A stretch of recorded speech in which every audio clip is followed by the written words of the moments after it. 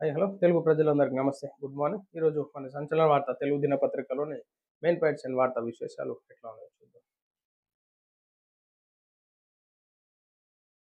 చేనేతలో టెండర్ల విధానం రద్దు చేయండి, సీఎం రేవంత్ ఘన హైకమిషనర్ భేటీ. సీఎంతో భేటీ అయిన Tata aero structure limited MD Tim Rifle. ఆ, ఘన హైకమిషనర్ వాసి ఒబిరి డ్యాన్సో మర్యాదపూర్వకంగా కలిసిన రిపబ్లిక్ ఆఫ్ ఘనా హైకమిషనర్గా బాధ్యతలు చేపట్టిన తర్వాత తొలిసారిగా హైదరాబాద్కు వచ్చిన క్వాసి హోబిరా డాన్ సీఎంను ఆయనను నివాసంలో కలుసుకున్నారు.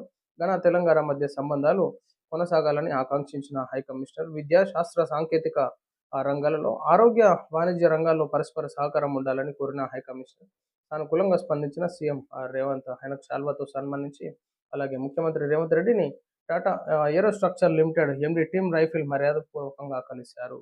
భారతదేశంలో F-130A super Hercules final assembly లైన్ను ఏర్పాటు చేయనున్న లాక్హీడ్ మార్టిస్ సంస్థ. సో మొత్తానికి పలువురు దిగ్గజ సంస్థలు, సో పలువురు వ్యాపారవేత్తలు రేవంత్ రెడ్డి గారిని కలిసి సో తెలంగాణ రాష్ట్రంలో జరిగేటటువంటి డెవలప్మెంట్లో భాగంగా ఇండస్ట్రీస్ పైన కానీ ఎస్టాబ్లిష్మెంట్లో భాగంగా కూడా మాట్లాడుతూ చేనేత టెండర్లను విధానం రద్దు చేయండి అని చెప్పేసి కూడా పలు సూచనలు కార్యక్రమాల్లో మీటింగ్ పెట్టుకోవడం జరిగింది. ఖర్చుగా కాదు భాగస్వామ్యంగా చూడండి, ప్రధాన రంగాల్లో మీరే ఎంచుకోండి, అవసరమైన సహకారం మేము అందిస్తాం. సిఎస్ఆర్ నిధులపై ప్రతినిధులతో రేవంత్ రెడ్డి. సమాజాభివృద్ధికి చేసేది ఖర్చుగా కాకుండా భాగస్వామ్యంగా చూడాలని ముఖ్యమంత్రి రేవంత్ రెడ్డి అన్నారు. సిఎస్ఆర్ నిధులకు సంబంధించి వివిధ కార్పొరేట్ కంపెనీల ప్రతినిధులతో ముఖ్యమంత్రి రేవంత్ రెడ్డి బుధవారం సమావేశమయ్యారు.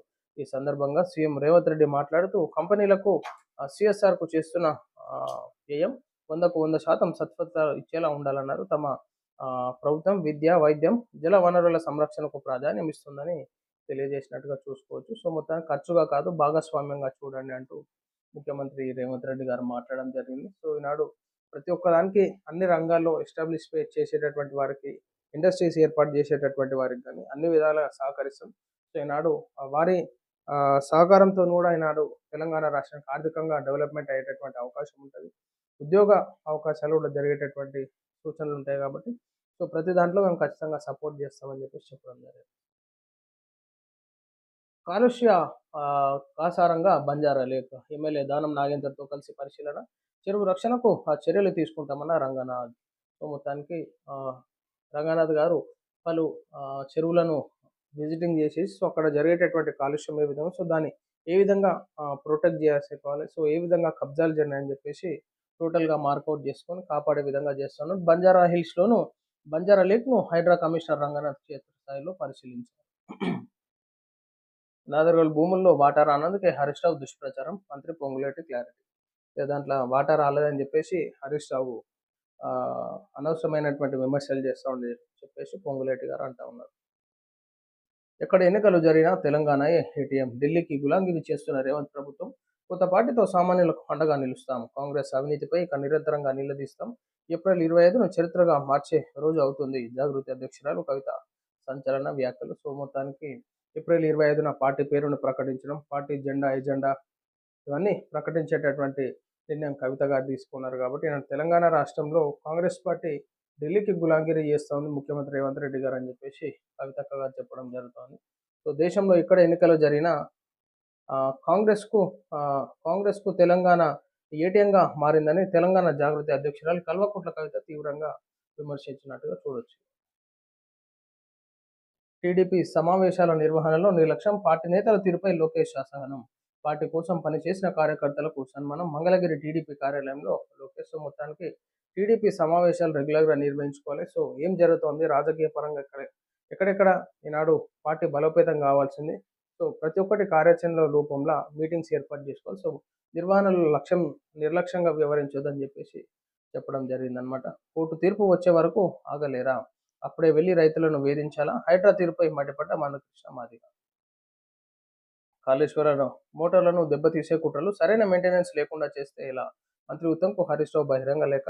కాళేశ్వరానికి సంబంధించి భారీ నీటిపారుదల మోటార్లను ధ్వంసం చేసే కుట్ర సాగుతోందంటూ కాళేశ్వరం, దేవాదుల ప్రాజెక్టుల నిర్వహణలో కాంగ్రెస్ ప్రభుత్వ తీరుపై మాజీ మంత్రి BRS deputy floor leader Harish Rao ధ్వజమెత్తారు. భారీ నీటిపారుదల మోటార్లను ఇష్టానుసారంగా ఆన్ ఆఫ్ చేయడంపై తీవ్రంగా ఆందోళన వ్యక్తం చేశారు. సో, మొత్తం మీద మోటార్లు ఖరాబ్ అయ్యేటటువంటి సిచ్యువేషన్స్ ఉంటాయి కాబట్టి ఉత్తమ్ కుమార్ రెడ్డి గారికి లేఖ రాసి సరైనటువంటి మెయింటెనెన్స్ చేసుకోవాలి.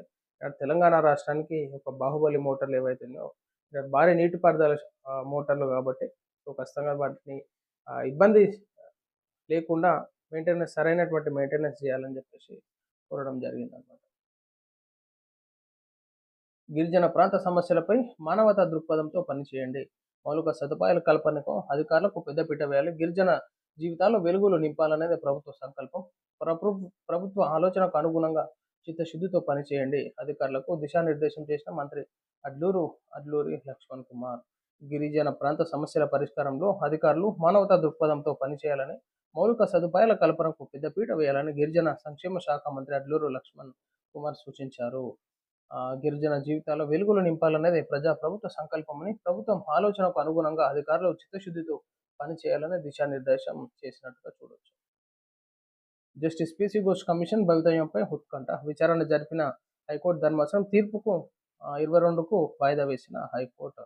కాళేశ్వరం ప్రాజెక్టు అవినీతిపై విచారణ జరుపుతున్న జస్టిస్ పిసి ఘోష్ కమిషన్ భవితవ్యంపై ఉత్కంఠంగా కొనసాగుతోంది. ఈ కమిషన్ ఏర్పాటును సవాల్ చేస్తూ దాఖలైన పిటిషన్లపై తెలంగాణ హైకోర్టు బుధవారం కీలక నిర్ణయం తీసుకోనుంది.